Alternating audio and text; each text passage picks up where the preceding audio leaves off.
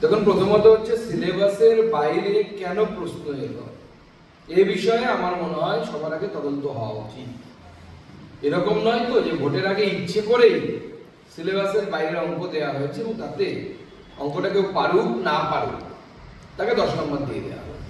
ঠিক যেমন মাননীয় মুখ্যমন্ত্রী প্রত্যেকবার মাধ্যমিক পরীক্ষায় বলেন এবং বাংলার শিক্ষার্থীদের ভবিষ্যৎকে ক্ষতি করেন, বলে কোশ্চেন কঠিন হতে পারে, চিন্তা করতে হবে না, আমি ব্যবস্থা দেখে নেব।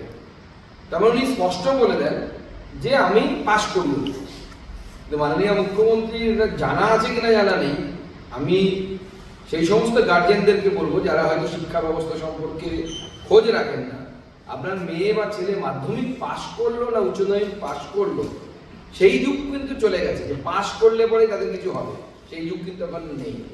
যদি সে কিছু জানে বা পারে, যাকে বলে স্কিল, তাহলে তার শিক্ষার বা বিদ্যার দাম আছে, নচেত শিক্ষা বা বিদ্যার কোনো দাম নেই। অতএব মুখ্যমন্ত্রীর এই যে বোকা বানানো, এই বোকা বানানো থেকে বাঁচুন। মুখ্যমন্ত্রী আপনার ছেলে মেয়েদের ভবিষ্যৎ শেষ করার দিকে এগোচ্ছে।